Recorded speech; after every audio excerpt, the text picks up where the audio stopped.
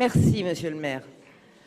Monsieur le premier adjoint, monsieur le maire, le vote du budget est un acte politique, car il exprime effectivement la politique que vous souhaitez mener pour la ville.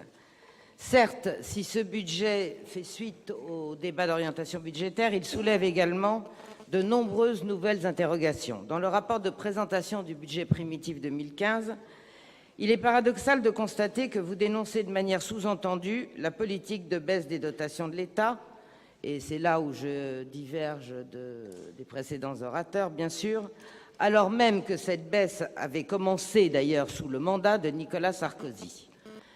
Si, comme disait Bossuet, Dieu rit des gens qui déplorent les effets dont ils chérissent les causes, en ce qui nous concerne, nous nous contenterons de les combattre. À la lecture des informations statistiques, financières et fiscales, page 6 du budget primitif, il est alarmant de constater que les dépenses réelles de fonctionnement par habitant de la ville restent significativement au-dessus de la moyenne de la strate démographique. Elles s'élèvent à 1 503,09 € exactement pour la ville, contre 1 161 € pour la strate, soit près de 30% au-dessus. Ce véritable mammouth de fonctionnement s'explique par l'irresponsable fuite en avant dépensière qui est la vôtre depuis votre arrivée à la tête de la municipalité.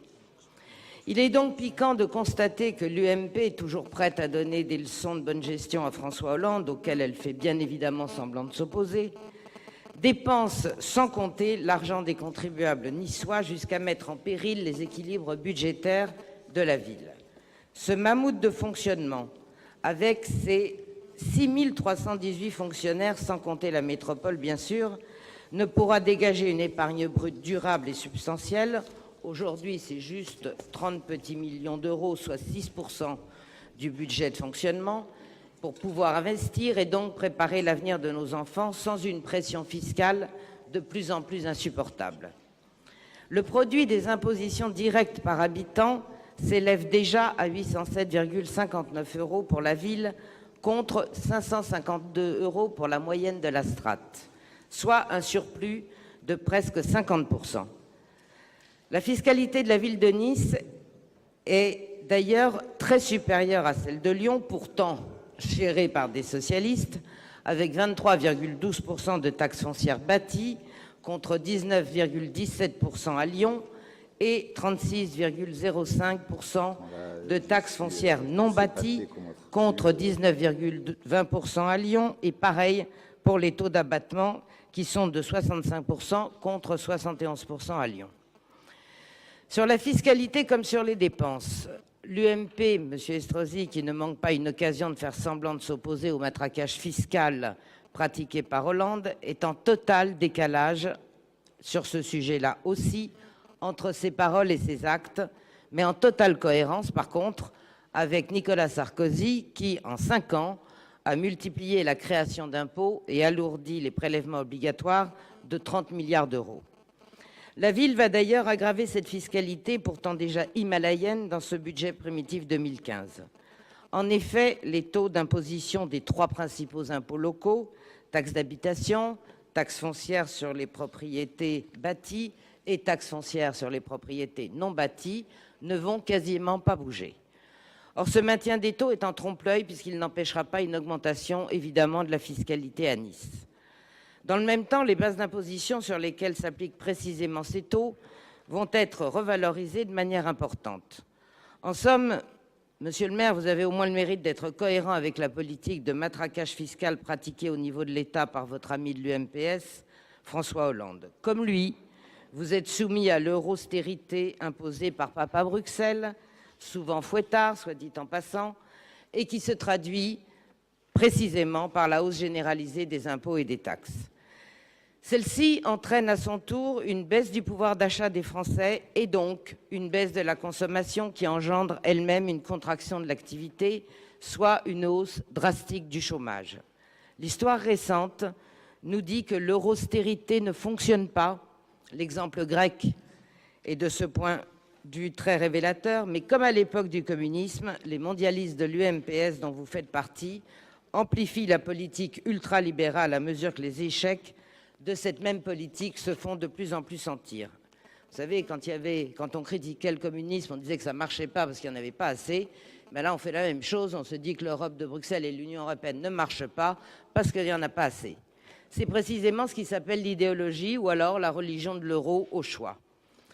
Pour contrecarrer l'augmentation des bases d'imposition, le Front National, mais alors je voudrais savoir où il est passé cet amendement que je vous ai envoyé, vous avez accusé réception, propose une diminution uniforme des 3 taux d'imposition à hauteur de 1% pour 2015, soit des nouveaux taux à 21,10% pour la taxe d'habitation, 22,8% pour la taxe foncière sur les propriétés bâties et 35,6% pour la taxe foncière sur les propriétés non bâties.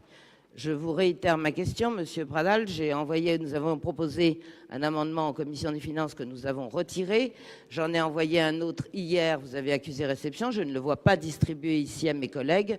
Donc je ne sais pas comment fonctionne ici la municipalité. Mais en principe, quand on propose des amendements, on doit les voter en connaissance de cause. Mais bon. À partir du produit global de la taxe d'habitation et des taxes foncières présentées dans le budget primitif 2014, c'est-à-dire 269 millions d'euros, et en faisant abstraction des abattements et exonérations, ainsi que de la revalorisation des bases d'imposition en 2015, cette baisse des taux que nous proposons représenterait une diminution de recettes fiscales pour la commune de 2 690 000 euros, c'est-à-dire 1% de 269 000 euros. Ce manque à gagner fiscal pourrait être compensé à l'euro près par une baisse du même montant des charges à caractère général. C'est-à-dire que cette fois-ci, nous gagions cet amendement. En effet, celle-ci était de 114,5 millions dans le budget primitif 2014, mais M. le maire propose de les passer à 116,5 millions d'euros dans le budget primitif 2015, soit une augmentation sans justification aucune de près de 2 millions d'euros. Pour financer la baisse des taux de fiscalité directe locale, il suffirait donc de ramener les charges à caractère général à 113,8 millions d'euros, soit une baisse de seulement 0,66% par rapport au niveau inscrit dans le budget primitif 2014. Or, je vous signale que dans son budget primitif 2014, le maire de Fréjus, David Racheline, Front National, a prouvé qu'il était tout à fait possible de réduire significativement les charges à caractère général. Alors, j'ai vu tout à l'heure, Monsieur Estrosi, vous êtes trompé, vous avez sorti de vos petits papiers, au lieu de sortir l'histoire Ravier, vous avez sorti l'affaire Engelmann, donc je vais anticiper, je sais ce que vous allez me dire, que nous sommes nuls au Front National, sauf que je ne crois pas utile, Monsieur Estrosi, de s'engager dans ce genre de polémique, particulièrement celles qui ont trait à la justice, parce que je pourrais faire ici la longue liste, mais je vais l'épargner, bien sûr, des personnalités UMP, y compris de certains maires mis en cause dans certaines affaires judiciaires. Et je rappelle d'avance que M. Engelmann a fait appel, donc pour le moment, nous n'avons pas à juger de cette affaire. D'autre part, en ce qui concerne la gestion des mairies en 1995, je sais, vous me l'avez déjà rappelé, je rappelle aussi ici que toutes sans exception ont baissé les impôts et que celles qui ont par la suite été mêlées à de sombres affaires, les maires n'étaient plus au Front National, mais souvent ils étaient déjà passés à l'UMP. Donc je reviens sur les économies. Je pense que ça peut passer notamment par un contrôle très strict, c'est juste un exemple, du parc automobile de la ville. Je suis sûre, par exemple, que pour un parc automobile d'environ 1400 véhicules, entre la ville et la métropole, il y a peut-être moyen de faire des économies substantielles. Juste à titre indicatif, je vous informe que le Parlement européen gère un parc automobile d'environ 120 véhicules entre Strasbourg et Bruxelles pour 751 députés qui représentent 380 millions d'électeurs. Et si cela ne suffisait pas, je vous recommande de vous pencher aussi, par exemple, sur la dotation de fonctionnement de 18 millions consacrée à l'opéra. Pour terminer l'inventaire infernal des ratios, l'encours de dette par habitant s'élève à 1 454 € contre seulement 1 080 € pour la moyenne de strate, soit là encore 34,14% au-dessus. Là aussi, vous vous comportez bien sûr en bon disciple de Nicolas Sarkozy, seul président de l'histoire de la Ve République, à avoir réussi l'exploit d'augmenter la dette de la France de 600 milliards d'euros en l'espace de simplement 5 ans. Le problème est qu'avec une dette aussi vertigineuse, un cercle vicieux extrêmement dangereux est en train de s'installer pour notre ville de Nice, puisqu'il pourrait bien s'en suivre une montée en flèche des taux d'intérêt pratiqués par les banques, provoquant ainsi une augmentation des dépenses de fonctionnement et donc une disparition progressive de la marge brute. Il faudra donc, bien sûr, alors, contracter de nouveaux emprunts, simplement pour rembourser la dette. On connaît, c'est la même chose au niveau national, et la boucle sera bouclée. Le jour où ce cercle vicieux s'enclenchera, et là, moi aussi, je m'adresse via Internet aux Niçois, comme il s'est enclenché pour la Grèce, Nice tombera sous le joug de la tutelle des banquiers et l'addition à payer par les Niçois sera très salée. Sur l'emprunt toxique, moi je suis quand même beaucoup moins optimiste que vous parce que vous savez, un peu comme saint Thomas, je ne crois que ce que je vois. Or, aujourd'hui, 19 décembre, l'emprunt toxique de 23,2 millions d'euros, dont le capital restant dû est de 18,6 millions d'euros, soit la quasi-totalité, il est toujours là. Et il est particulièrement dangereux puisqu'il est fonction de l'évolution du taux de change de l'euro contre le franc suisse. Quel est donc le lien entre le taux de change euro-franc suisse d'un côté et la gestion d'une collectivité territoriale de l'autre? Ici comme ailleurs, l'UMPS joue à la finance casino et cette grossière erreur risque de nous coûter cette année 4 millions d'euros de pénalités hors de restructuration aux contribuables niçois. Vous êtes très optimiste, Monsieur Pradal, vous me dites que tout ça, non, c'est pas vrai du tout, qu'on a renégocié, que même on va gagner de l'argent. Moi, je n'en suis pas si sûre et en tout cas, je ferai amende honorable le jour où je le verrai. Concernant le financement des associations, le Front National, en tant que, si j'ai bien compris, seule et véritable unique force d'opposition niçoise, demande, et je souhaite que ce soit fait, qu'il y ait un audit de réaliser sur les demandes de subventions, comme ça se fait d'ailleurs là aussi dans plusieurs collectivités territoriales, y compris des conseils régionaux, afin d'examiner au cas par cas. Et c'est indispensable parce qu'encore une fois, les subventions que nous versons aux associations sortent directement de la poche des Niçois. Moi, je veux qu'on distingue les associations qui relèvent de l'intérêt communal et celles qui n'en relèvent pas. Par ailleurs, il est assez fréquent, mais je vous l'accorde pas simplement à Nice, que des associations accumulent année après année l'argent des communes pour se constituer un trésor de guerre injustifié par leurs opérations courantes. C'est ainsi qu'on voit dans beaucoup de comptes d'associations des valeurs mobilières, immobilières, voire des achats d'immeubles, d'actions, etc. Dans la période de crise que nous vivons, ce n'est pas fait pour ça.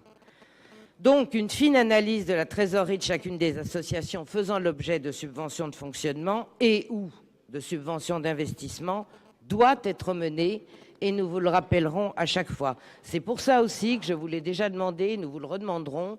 Il faut que vous preniez l'habitude, quand il s'agit, et c'est valable pour tous les adjoints, quand vous nous présentez des dossiers de subvention, soyez honnêtes, faites-le par vote divisionnaire. C'est-à-dire qu'on ne vote pas des associations qui bien souvent n'ont rien à voir entre elles, d'ailleurs, comme ça en bloc. Il faut des votes divisionnaires.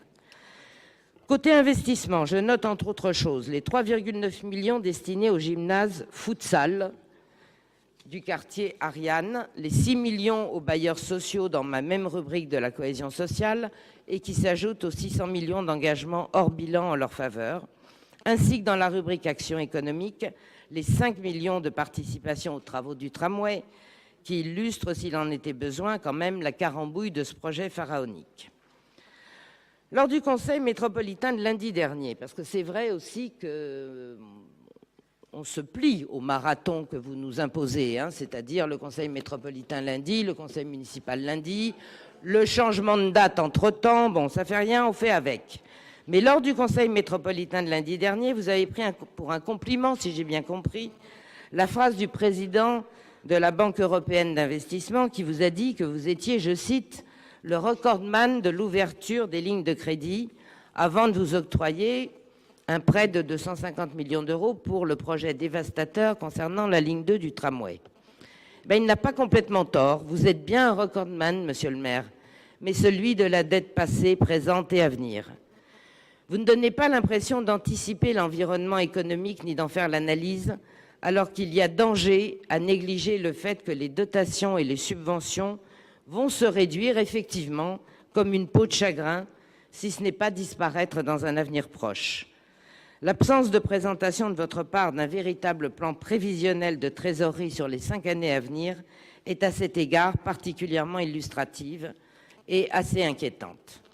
Alors je vais vous confier un secret, monsieur le maire, et dans votre style un peu, quand on contracte un crédit en général, il faut le rembourser, et on peut demander d'ailleurs à nos compatriotes aux Niçoises et aux Niçois qui, eux, sauront nous le rappeler. Mammouth de fonctionnement, hyperfiscalité, dette himalayenne. Voilà ce bilan qui nous apparaît assez infernal.